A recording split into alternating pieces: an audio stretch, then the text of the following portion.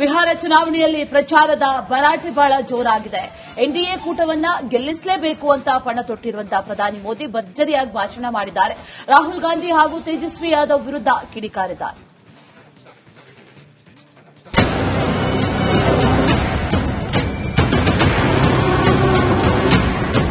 ಬಿಹಾರ ವಿಧಾನಸಭಾ ಚುನಾವಣೆಯ ಎರಡನೇ ಹಂತದ ಚುನಾವಣಾ ಪ್ರಚಾರ ಭಾರೀ ರಂಗೇರಿದೆ. ಸೀತಾಮಹಿರಿಯಲ್ಲಿ ಆಡಳಿತಾರೂಢ ಎನ್ಡಿಎ ಪರ ಭರ್ಜರಿ ಚುನಾವಣಾ ಪ್ರಚಾರ ನಡೆಸಿದ ಪ್ರಧಾನಿ ಮೋದಿ ಮಹಾಗಠಬಂಧನ್ ಕೂಟದ ನಾಯಕರನ್ನ ತರಾಟೆಗೆ ತೆಗೆದುಕೊಂಡಿದ್ದಾರೆ. ನದಿಯಲ್ಲಿ ಮುಳುಗುವ ಪ್ರಾಕ್ಟೀಸ್ ಮಾಡುತ್ತಿದ್ದಾರೆ. ಈಜಿದ ರಾಹುಲ್ಗೆ ಚುಚ್ಚಿದ ನರೇಂದ್ರ ಮೋದಿ. ರಾಹುಲ್ ಗಾಂಧಿಯನ್ನ ತರಾಟೆಗೆ ತೆಗೆದುಕೊಂಡ ಪ್ರಧಾನಿ ಮೋದಿ ರಾಹುಲ್ ಗಾಂಧಿ ಬಿಹಾರದಲ್ಲಿ ಮುಳುಗುವ ತರಬೇತಿ ಪಡೆಯುತ್ತಿದ್ದಾರೆ ಎಂದು ವ್ಯಂಗ್ಯವಾಡಿದ್ದಾರೆ. ಆರ್ಜೆಡಿ ನಾಯಕ ತೇಜಸ್ವಿ ಯಾದವ್ ವಿರುದ್ಧವೂ ಪ್ರಧಾನಿ ಮೋದಿ ಟೀಕಾಪ್ರಹಾರ ನಡೆಸಿದ್ದಾರೆ. और ये हमारे मछली के क्षेत्र में काम करने वालों की ताकत देखिए. बड़े बड़े लोग भी यहां की मछली अब देखने के लिए आ रहे हैं, पानी में डुबकी लगा रहे हैं.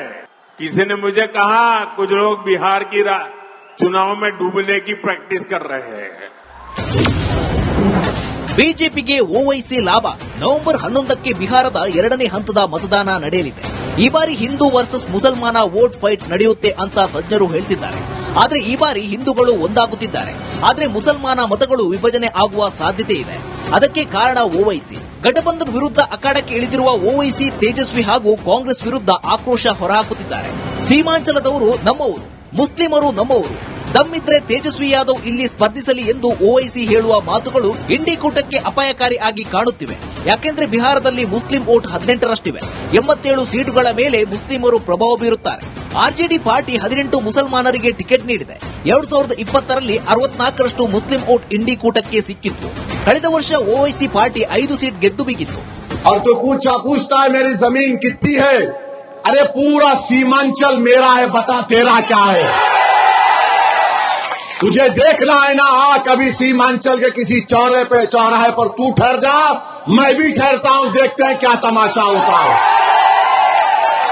ಬಿಹಾರ ಕಣದಲ್ಲಿ ಚುನಾವಣಾ ಕಾವು ಜೋರಾಗಿದೆ. ಅದರಲ್ಲೂ ಮುಸ್ಲಿಂ ಜನಸಂಖ್ಯೆ ಹೆಚ್ಚಿರೋ ಕಡೆ ವೋಟಿಂಗ್ ನಡೆಯಲಿದ್ದು ಓವೈಸಿ ನಿರ್ಣಾಯಕ ಪಾತ್ರ ನಿರ್ವಹಿಸಲಿದ್ದಾರೆ. Rajashekhara Jagirdar, news desk, Republic Kannada. Bihar ಚುನಾವಣೆಯಲ್ಲಿ ಪ್ರಚಾರದ ಭರಾಟೆ ಬಹಳ ಜೋರಾಗಿದೆ. ಎನ್ಡಿಎ ಕೂಟವನ್ನ ಗೆಲ್ಲಿಸಲೇಬೇಕು ಅಂತ ಪಣ ತೊಟ್ಟಿರುವಂತಹ ಪ್ರಧಾನಿ ಮೋದಿ ಭರ್ಜರಿಯಾಗಿ ಭಾಷಣ ಮಾಡಿದ್ದಾರೆ. ರಾಹುಲ್ ಗಾಂಧಿ ಹಾಗೂ ತೇಜಸ್ವಿ ಯಾದವ್ ವಿರುದ್ಧ ಕಿಡಿಕಾರಿದ್ದಾರೆ.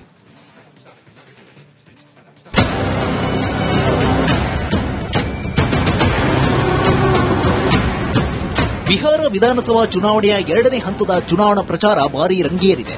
ಸೀತಾಮಹಿರಿಯಲ್ಲಿ ಆಡಳಿತಾರೂಢ ಎನ್ಡಿಎ ಪರ ಭರ್ಜರಿ ಚುನಾವಣಾ ಪ್ರಚಾರ ನಡೆಸಿದ ಪ್ರಧಾನಿ ಮೋದಿ ಮಹಾಗಠಬಂಧನ್ ಕೂಟದ ನಾಯಕರನ್ನ ತರಾಟೆಗೆ ತೆಗೆದುಕೊಂಡಿದ್ದಾರೆ.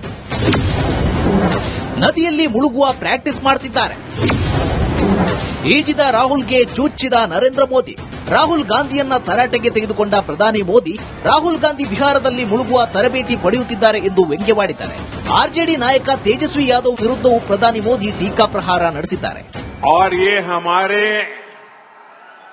मछली के क्षेत्र में काम करने वालों की ताकत देखिए.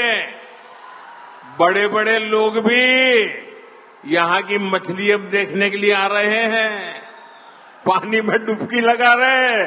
किसी ने मुझे कहा कुछ लोग बिहार की चुनाव में डूबने की प्रैक्टिस कर रहे हैं. ಬಿಜೆಪಿಗೆ ಓವೈಸಿ ಲಾಭ. ನವೆಂಬರ್ 11ಕ್ಕೆ ಬಿಹಾರದ ಎರಡನೇ ಹಂತದ ಮತದಾನ ನಡೆಯಲಿದೆ. ಈ ಬಾರಿ ಹಿಂದೂ ವರ್ಸಸ್ ಮುಸಲ್ಮಾನ ವೋಟ್ ಫೈಟ್ ನಡೆಯುತ್ತೆ ಅಂತ ತಜ್ಞರು ಹೇಳ್ತಿದ್ದಾರೆ. ಆದರೆ ಈ ಬಾರಿ ಹಿಂದೂಗಳು ಒಂದಾಗುತ್ತಿದ್ದಾರೆ. ಆದರೆ ಮುಸಲ್ಮಾನ ಮತಗಳು ವಿಭಜನೆ ಆಗುವ ಸಾಧ್ಯತೆ ಇದೆ. ಅದಕ್ಕೆ ಕಾರಣ ಓವೈಸಿ. ಗಠಬಂಧನ್ ವಿರುದ್ಧ ಅಖಾಡಕ್ಕೆ ಇಳಿದಿರುವ ಓವೈಸಿ ತೇಜಸ್ವಿ ಹಾಗೂ ಕಾಂಗ್ರೆಸ್ ವಿರುದ್ಧ ಆಕ್ರೋಶ ಹೊರಹಾಕುತ್ತಿದ್ದಾರೆ. ಸೀಮಾಂಚಲದವರು ನಮ್ಮವರು, ಮುಸ್ಲಿಮರು ನಮ್ಮವರು, ದಮ್ಮಿದ್ರೆ ತೇಜಸ್ವಿ ಯಾದವ್ ಇಲ್ಲಿ ಸ್ಪರ್ಧಿಸಲಿ ಎಂದು ಓವೈಸಿ ಹೇಳುವ ಮಾತುಗಳು ಇಂಡಿ ಕೂಟಕ್ಕೆ ಅಪಾಯಕಾರಿ ಆಗಿ ಕಾಣುತ್ತಿವೆ. ಯಾಕೆಂದ್ರೆ ಬಿಹಾರದಲ್ಲಿ ಮುಸ್ಲಿಂ ವೋಟ್ 18ರಷ್ಟಿವೆ. 87 ಸೀಟುಗಳ ಮೇಲೆ ಮುಸ್ಲಿಮರು ಪ್ರಭಾವ ಬೀರುತ್ತಾರೆ. ಆರ್ಜೆಡಿ ಪಾರ್ಟಿ 18 ಮುಸಲ್ಮಾನರಿಗೆ ಟಿಕೆಟ್ ನೀಡಿದೆ. 2020ರಲ್ಲಿ 64ರಷ್ಟು ಮುಸ್ಲಿಂ ವೋಟ್ ಇಂಡಿ ಕೂಟಕ್ಕೆ ಸಿಕ್ಕಿತ್ತು. ಕಳೆದ ವರ್ಷ ಓವೈಸಿ ಪಾರ್ಟಿ 5 ಸೀಟ್ ಗೆದ್ದು ಬಿಗಿತ್ತು. पूछता है मेरी जमीन कितनी है? अरे पूरा सीमांचल मेरा है, बता तेरा क्या है? तुझे देखना है ना, आ कभी सीमांचल के किसी चौराहे पर तू ठहर जा, मैं भी ठहरता हूं, देखते हैं क्या तमाशा होता है। ಬಿಹಾರ ಕಣದಲ್ಲಿ ಚುನಾವಣಾ ಕಾವು ಜೋರಾಗಿದೆ. ಅದರಲ್ಲೂ ಮುಸ್ಲಿಂ ಜನಸಂಖ್ಯೆ ಹೆಚ್ಚಿರೋ ಕಡೆ ವೋಟಿಂಗ್ ನಡೆಯಲಿದ್ದು ಓವೈಸಿ ನಿರ್ಣಾಯಕ ಪಾತ್ರ ನಿರ್ವಹಿಸಲಿದ್ದಾರೆ. Rajashekhara Jagirdar, news desk, Republic Kannada. Bihar ಚುನಾವಣೆಯಲ್ಲಿ ಪ್ರಚಾರದ ಭರಾಟೆ ಬಹಳ ಜೋರಾಗಿದೆ.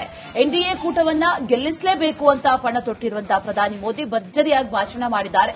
ರಾಹುಲ್ ಗಾಂಧಿ ಹಾಗೂ ತೇಜಸ್ವಿ ಯಾದವ್ ವಿರುದ್ಧ ಕಿಡಿಕಾರಿದ್ದಾರೆ.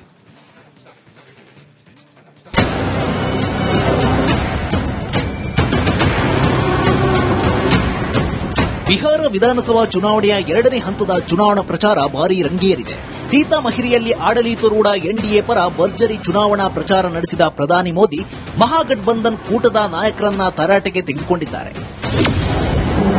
ನದಿಯಲ್ಲಿ ಮುಳುಗುವ ಪ್ರಾಕ್ಟೀಸ್ ಮಾಡುತ್ತಿದ್ದಾರೆ. ಈಜಿದ ರಾಹುಲ್ಗೆ ಚುಚ್ಚಿದ ನರೇಂದ್ರ ಮೋದಿ.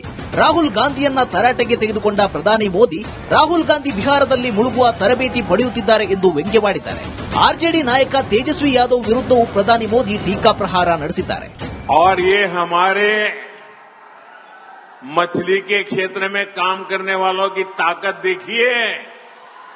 बड़े बड़े लोग भी यहाँ की मछली अब देखने के लिए आ रहे हैं, पानी में डुबकी लगा रहे हैं। किसी ने मुझे कहा कुछ लोग बिहार की चुनाव में डूबने की प्रैक्टिस कर रहे हैं. ಬಿಜೆಪಿಗೆ ಓವೈಸಿ ಲಾಭ. ನವೆಂಬರ್ 11ಕ್ಕೆ ಬಿಹಾರದ ಎರಡನೇ ಹಂತದ ಮತದಾನ ನಡೆಯಲಿದೆ. ಈ ಬಾರಿ ಹಿಂದೂ ವರ್ಸಸ್ ಮುಸಲ್ಮಾನ ವೋಟ್ ಫೈಟ್ ನಡೆಯುತ್ತೆ ಅಂತ ತಜ್ಞರು ಹೇಳ್ತಿದ್ದಾರೆ. ಆದರೆ ಈ ಬಾರಿ ಹಿಂದೂಗಳು ಒಂದಾಗುತ್ತಿದ್ದಾರೆ. ಆದರೆ ಮುಸಲ್ಮಾನ ಮತಗಳು ವಿಭಜನೆ ಆಗುವ ಸಾಧ್ಯತೆ ಇದೆ. ಅದಕ್ಕೆ ಕಾರಣ ಓವೈಸಿ. ಗಠಬಂಧನ್ ವಿರುದ್ಧ ಅಖಾಡಕ್ಕೆ ಇಳಿದಿರುವ ಓವೈಸಿ ತೇಜಸ್ವಿ ಹಾಗೂ ಕಾಂಗ್ರೆಸ್ ವಿರುದ್ಧ ಆಕ್ರೋಶ ಹೊರಹಾಕುತ್ತಿದ್ದಾರೆ.